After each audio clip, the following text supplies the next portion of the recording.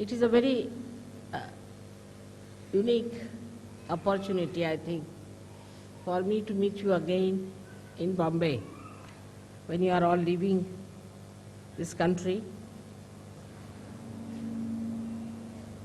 and this kind of a special type of a puja that we are having today.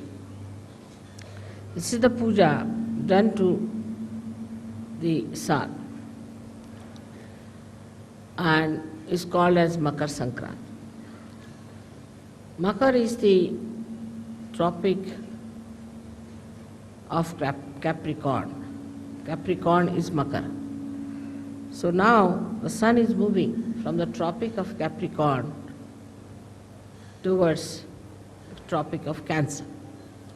And it's always a fixed date because it has something to do with the sun. This is the only date which is fixed in Indian calendar because they have to deal with the sun. But this time I don't know why, what has happened that they have put it on the 15th of this month. It's always the 14th.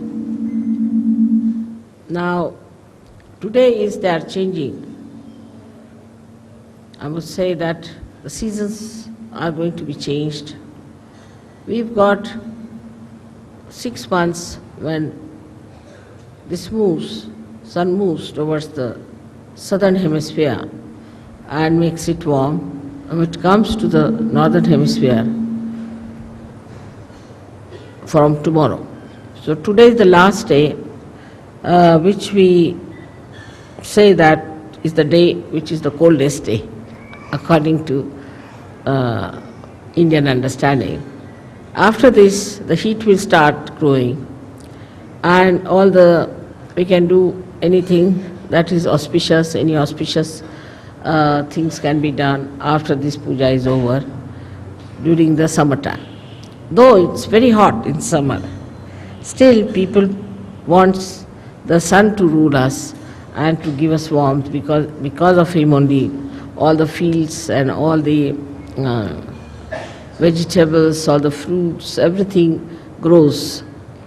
And that's why when the 6 months the sun is not here, we call it as Sankranti, meaning a calamity in a way. That is when, of course, in the European countries or say in England, America, it is a calamity at that time when the sun is not there. But even here, it is regarded as a time. Today is the day that the end of the Sankranti, means the end of the calamity is over. And they give something sweet to eat, which is also mixed with sesame seeds. Because sesame seed is heat-giving, so today being the hottest day, coldest day, they want to give sesame seed. Also want you to retain the heat and to adjust yourself to the heat that's coming up. This is all thought of in a way, in a very gross level, on a very gross level, that we should keep the people warm enough. Also it is said that the warmth of love should be expressed at this time for people because it's the coldest day. So they say that we give you this special thing for you to say something sweet, that is god bola, means you say something sweet to us. And the people who live in warm countries are sweeter people than the people who live in colder places, because the nature is rather very unkind to them. I don't blame them for their temperament, because the nature is so unkind. In India you can live anywhere. You can live under a tree, you can live in a forest, anywhere you can live quite happily, as long as there is water to drink and water to bathe. And there's not such a problem as we have to face in the other parts of the world, where if you have to go out of the house, you take about 15-20 minutes to dress yourself up. Here you just can walk out of the house, you can keep your houses open during the summertime, and there's no problem of any kind as far as the nature is concerned. Nature becomes very kind during summertime here because the trees are lush and lot of greenery. People feel very happy during that time, and all the activity becomes more with the sun's energy. But in the West, as you have seen, that the sun is much less. Because of that, people keep more to their houses, to artificial heating or other heatings, and the doors are closed, the hearts are closed, and it's difficult for them to communicate with other people. As you go down south more, in your countries also, you'll find people are warmer, simpler, very hospitable. With the sun, you get the heart, which is very open heart and a kind of a inviting heart. Now, if you see on the Sahaja Yoga style, the sun line is the right side and the moon is the left side. On the moon line, one can desire but cannot act. Apart from that, on the moon line, if you go too far, it can be destructive. Because if you sit in the house doing nothing, and also these days there's unemployment, say for example, no work, then you start thinking too much.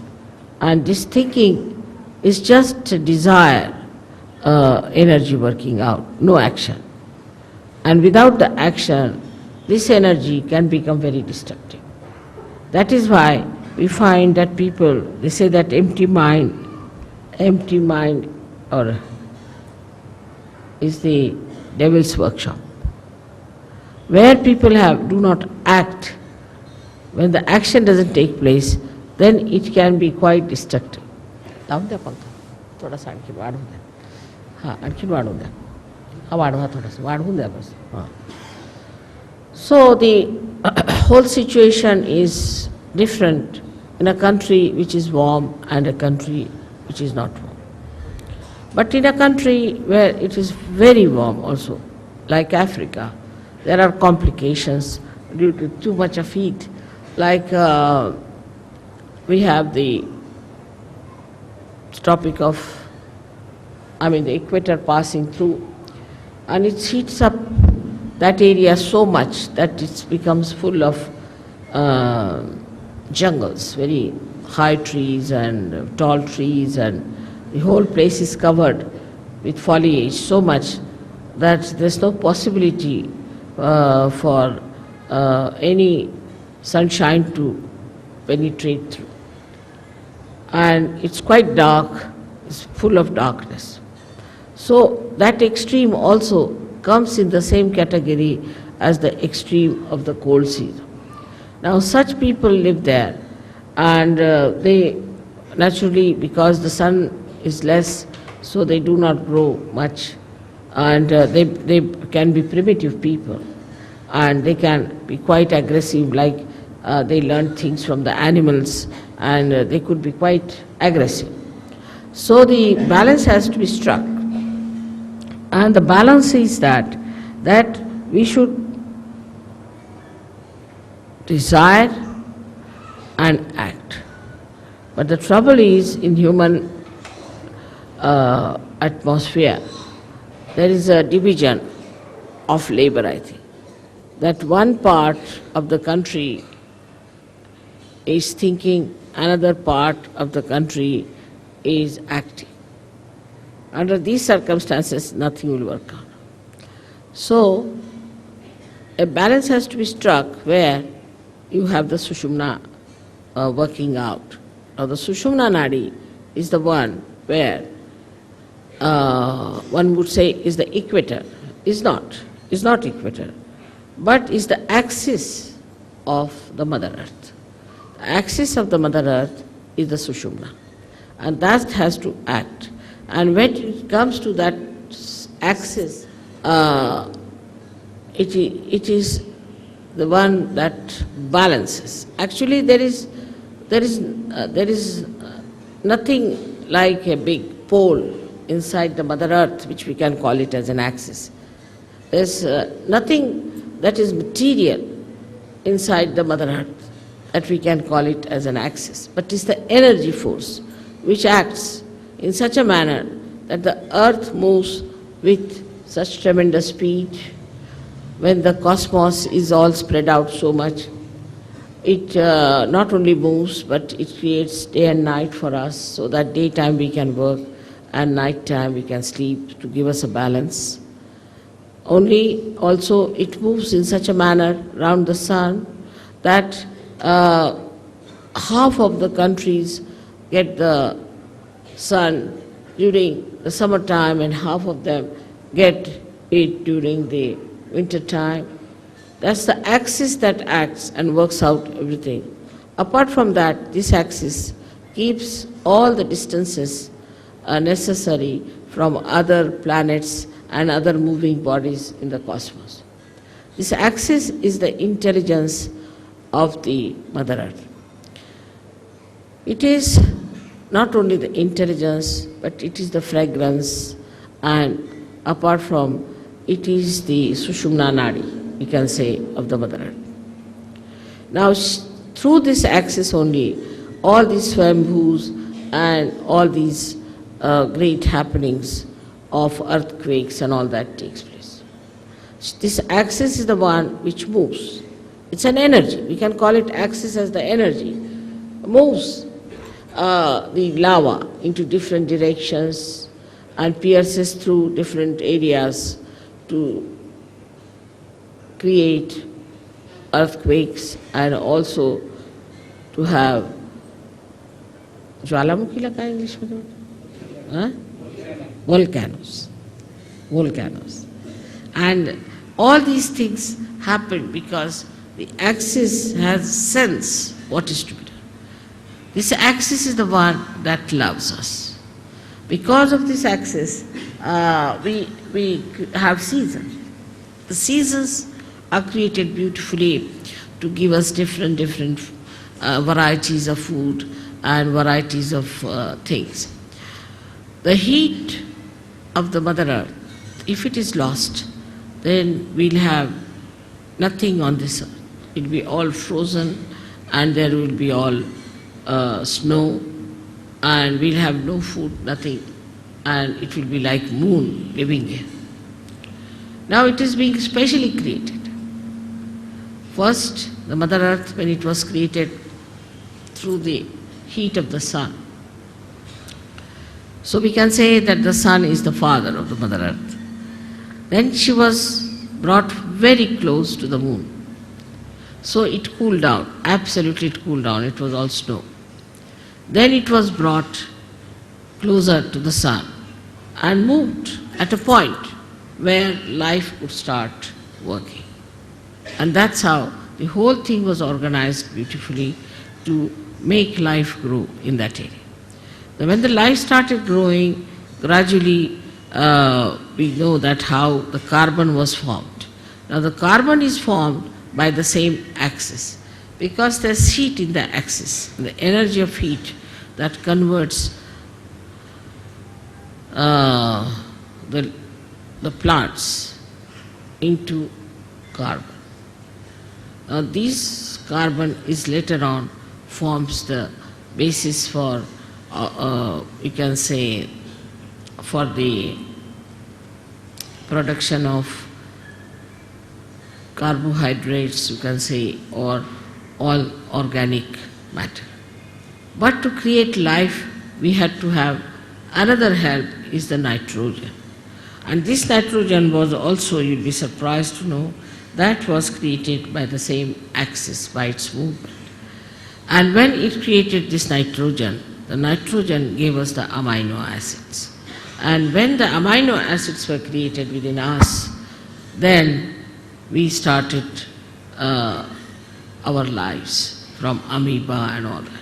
Of course, this was done in the ocean, because in the ocean, with the movement, nitrogen was created and life was created, and then through the ocean it's emitted out, and that's how we have amino acids.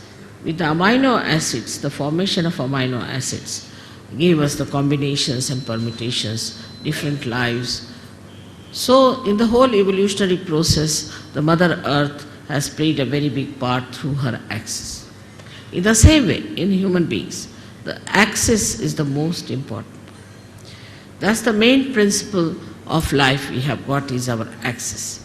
We have to stand on our axis. Those who do not stand on their axis, stand more towards the left or towards the right, are capable of complete destruction. Because either they will be destroyed by too much of right side or too much of left side. So our axis has to be properly dealt with. Now those people who do not have a proper axis can have problems of different chakras, of different kind of quality in a person. A person who stretches his axis too much, puts back his head like this, is a person who is very right-sided and creates problem with his ego. And the one who absolutely bends down, like a slavish person, also is a person who goes towards his destructiveness. Now there's a big problem between these two types of people, one trying to dominate another, and when they start dominating another person, they actually destroy themselves as well as destroy the ones whom they are dominating. For example, now, we have seen that we had Britishers who came here and ruled us. We have seen the French went and ruled some other people. Then there are Portuguese who went and ruled some other people. But everything that they did to dominate and all that has double reactions. First of all, by their domination, say, Indians became very slavish. Indians become, even today, they are extremely slavish and they do not have that independent axis as they should have. Extremely slavish people they are. Especially I see in the West, I am surprised when the Indians go from here. I find they are so very slavish. They try to sort of do all kinds of slavish acts to please the white-skinned people. The white skin became sort of a very adorable stuff in it. That added to the ego of the whites. Added to the ego of the whites, and today you see what's happening is all that ego is destroying them. They are on the verge of destruction because of their ego. So it is so unnatural and it is so superficial. One has to understand that what is the best within a human being is his axis. And everybody has an axis, and one must respect the axis of every person. In Sahaja Yoga, I don't know you by your faces so much. I know you by your chakras, by your sushumna, what sort of a sushumna you have. If you have a deep sushumna, I know you as a deep person. If you have a superficial sushumna, I know you as a person with a very superficial type of a sushumna. And even if you make up something by sort of being very nice or good or talking about Sahaja Yoga or knowing too much about Sahaja Yoga and saying things which will baffle normally anyone as if you are masters of Sahaja Yoga, I know how deep you are. So the depth on the axis is more important than anything else. Your axis has to be very deep. Now you will say that, Mother, the axis is the same as it is. So how can it be deep? So in the axis, as you see, is made in human beings, is like a 3.5 coiled paper-like thing. And the inside of it is the Brahmanadi. The Brahmanadi is a very, very small little, we can call a very, very hair-like thing, where only a hair-like Kundalini can pass through. But when the person is deep, this Brahmanadi is bigger, and all the rest of them, which are coiled into each other, are smaller. While the people who are not deep, their outside, what you call the foldings, are bigger than the inside small thing. Now such people could be apparently very dynamic, may look very intelligent, may look very smart, may look to be very good looking, or whatever it may be, outwardly. But inwardly they are not deep. Inwardly, if they are deep, their whole attitude is beautiful. They are very joy-giving people. They are very joy-giving. And the more, if you meet a person of another kind, he may look joyous, he may try to give you joy, but the joy won't be really that deep. It would be like a joy killing. So it is important for us to make our axis deeper. And that is where we lack the proper assiduity, the proper effort we have to put in. Now some people have automatically very deep axis. And some people have very, very, what should you say, a very constricted type of the axis. This axis has to be grown. Now when you come for my puja and all that, I do expand it, I agree. But it is a temporary thing. To retain it at that point, one has to work at home, in the collective also. One has to work very much at home with meditation. But it should be done seriously. It should not be just a joke, to be frivolous, to be stupid. That's not the way. It should be done very seriously in the meaning that it is a devoted task you have taken. It's a meditative thing. It's a prayer to God. We can call it, it's a puja to God. It's to be done with that reverence. Because reverence is the key of achievement. If you have no reverence about yourself and no reverence of others, then it cannot be done. But first you must have reverence for your own life. What am I doing with my life? Where am I wasting it? Why should I waste it? Why should I be deep? After all, there must be some purpose of my life. Am I serving my purpose? Am I doing that? All these things, if they pop into your head, then you will understand it's very easy to fight out your ego. Because normally on small things people fight. I have seen that in Sahaja Yoga also, people fight on things like, it's so useless, absolutely useless. To me it sounds stupid to even mention the way people fight over small things and quarrel.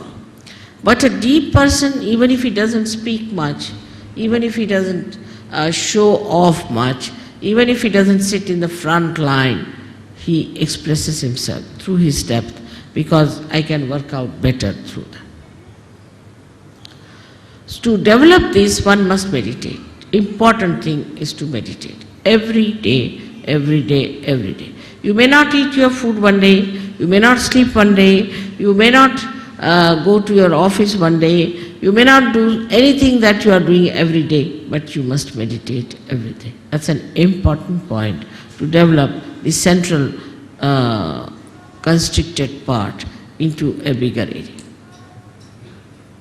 Now, when that happens, that you start developing it, the first thing you will notice about yourself, that you do not care for any comfort. You're not bothered about any material thing. Whatever it is, you are above it. You just don't bother your head. Let it be. You just don't want to put your neck into a thing where you do not belong. You just get out of it and you think that, oh God, this is too much for me. I just don't care for it. So your whole attention now moves inward. When the attention starts moving inward, then it expands more. This is the inner part, which is called as the Brahmanadi, and starts expanding and expanding. Now, in small things also, say for example, if I have not mentioned somebody and mentioned somebody else, then they feel, oh, why didn't mother mention my name? It's too small a thing that it doesn't matter. As long as you have a deep axis, you are with me, I am with you, absolutely one with each other. But These outward things are, oh, she gave a nice sari to another one, she never gave us a sari, she didn't do this, didn't do that. All those things, if it comes to your head, that means absolutely is true that there is something lacking within you. Or if you try to complain, oh, I went there, I had to go by a bus and I had to stand on this thing, that shows that you are not comforted. This widening comforts you. That's the comforting thing. And that really makes you feel so comfortable in any circumstance, in any position, in any lifestyle. And you do not want to have any other comfort. And this one has to develop through meditative effort. Secondly is, we have to know that Sahaja Yoga as it is today is a collective happening. I find, especially among Indian men, they never do any work with their hands, which is a wrong thing. Because they don't use their hands at all, their collectivity is poor, very poor. Indians have the worst collectivity. If you have an ashram, I don't know why should we build an ashram, nobody is going to stay there. They want to have their own houses, their own families, their own children. They are the worst of all for collectivity. The reason is Indian men never do any work with their hands. They cannot nail one nail. There are many like that. Leave alone repairing anything. They will stand with their hands on their hips and would just tell work to other people. See, there's a Marathi saying, very interesting, untavarun sheळ्या हाकणे. That is to sit on a camel and to drive the goats. So that is very typical of Indian men. They cannot repair anything, they cannot do anything now. If supposing somebody is spreading something, they'll just stand like this, watch. They'll never put their hands to it. So for every Sahajogi, it is important what we call as Sramadan. They have to do some Sramadan. Sramadan means the giving of some labor. And that is what we lack. That even if it comes to that, you better clean your house. You better clean outside of your house. Try to put some garden around your house. Try to paint your house. Do some sort of a work with your hand, which even if you don't have anything, you can even brush your hair or something like that. Whatever you think is the easiest you can start with, because I don't think people even do that. Even they don't shave themselves, they get a person to shave them. I mean, absolutely lazy lumps as that. Now, but on the contrary, we see in the West, people use their hands. Because of that, you see, because they can use their hands, they are very collective. So they score a point on being collective.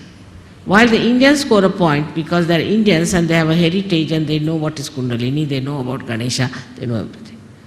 So they score a point this side. So it's the left side is the desire, the right side is the action. Again we come back to the same position where we have an imbalance. That the action takes place in the West and here is only thinking, all right, we'll do this, planning. Everything in the planning pot. Nothing works out, you go on planning. Now we are building one single ashram in Delhi for the last, I think, 10 years. It is like Taj Mahal, I tell you.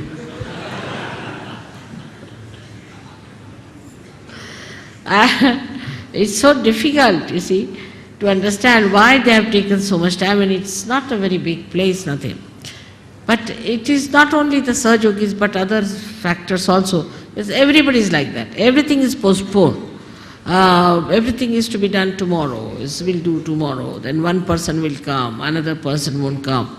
Like we used to have in the school, we would get a sum like that or something to solve. That see, there are one house was built. 3 persons came to work and 1 ran away. Then 2 persons came to work and 1 stayed and 2 ran away. and then 5 persons came to work and 2 persons ran away. So when will the house be finished? Never. With such runaways, it can never be finished. It's like that. So this is where we lack collectivity. I was saying that all Indians must find out some place where they could go and plant something. Get hold of some sort of a place where they could go and plant some nice banyan trees, water it together, work it out together. Now the Indian women are that way better. They do a lot of work as far as the cooking is concerned and all that.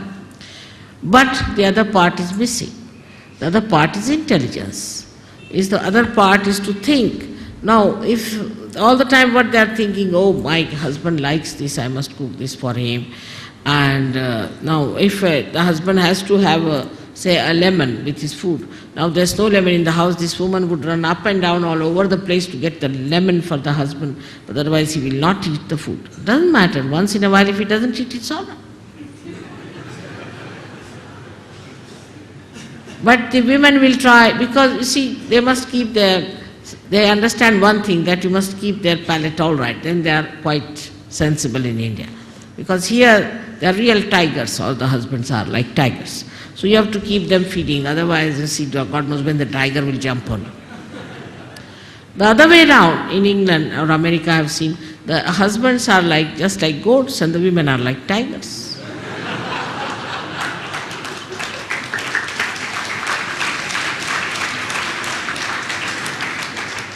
And the westernized Indian women also are like that. And when they go to West, even simple women, I have seen they become like tigresses. Something surprising how they change immediately to the position, even if they may not wear the jeans and all those things, but they become like that. So this imbalancing starts in a human being when he doesn't understand that you have to the axis of the Mother Earth and neither the Capricorn or the Cancer. This balance comes through our depth, and that depth has to be improved. Not through just by talking about it, by talking about Sahaja Yoga, but actually seriously doing meditation. Actually seriously doing meditation. Secondly, we must do some collective work. Now we have in India, say, architects. They have never touched anything with their own hands. They are sitting and drawing. See, that's all, finished. Now after the drawing, do what you like. Now there are problems, practical problems. They cannot nail one nail. All are what we call them as white-collared, pandar-pishas.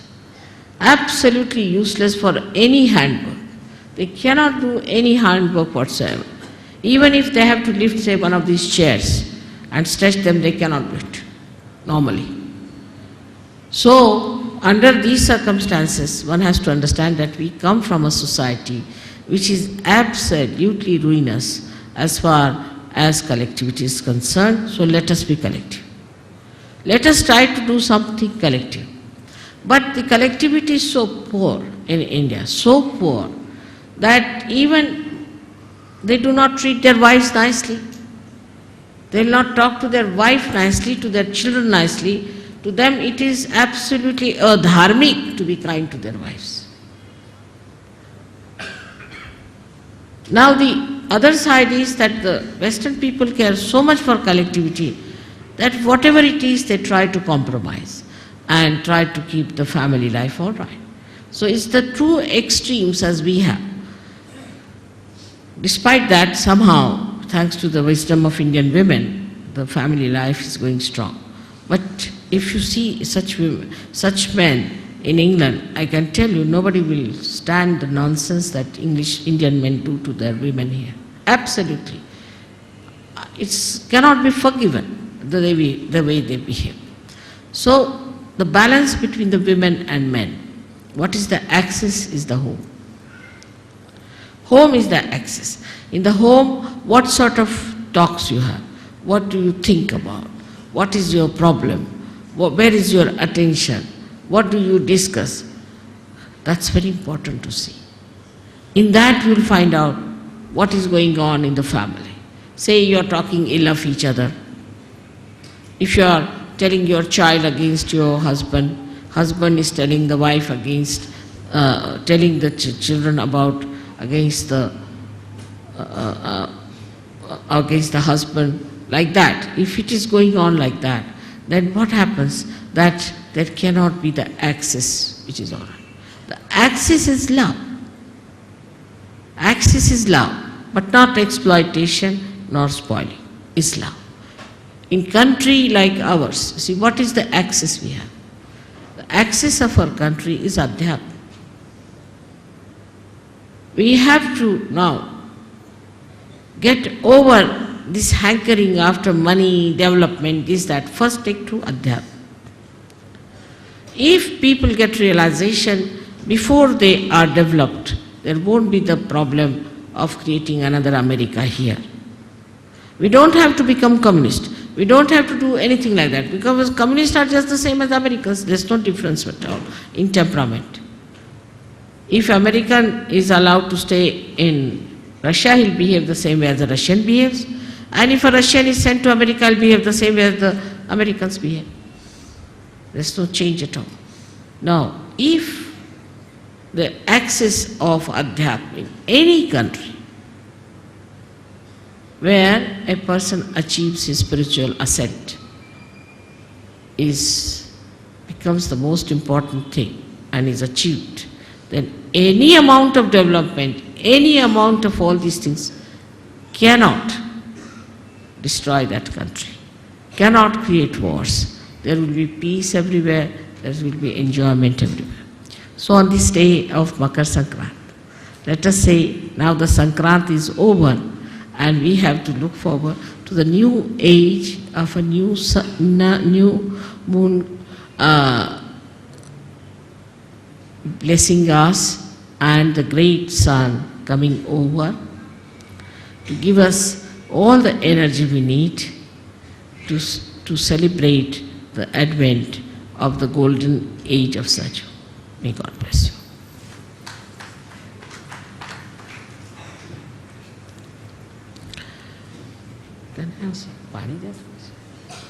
Now for the puja, the Makar Sankranti puja is very little, it's the puja of the Surya Devata. I don't know, तुम्ही साडी बिडी घेतली की काय? काय? काय नाही ना? साडी बिडीचा प्रकार आहे.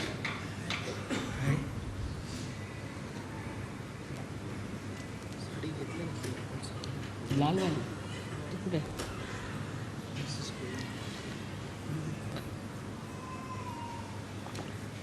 हां.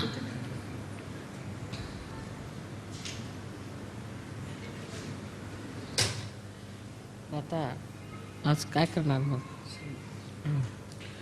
सूर्याची पूजा म्हणजे सूर्याचं नाव घ्यायचं, पाय धुवायचे, दुसरं काय की त्याच्यावरती मग साडी बिडी घाला, दुसरं काय सगळं बाहेर घालायचं, पाणी बिणी सगळं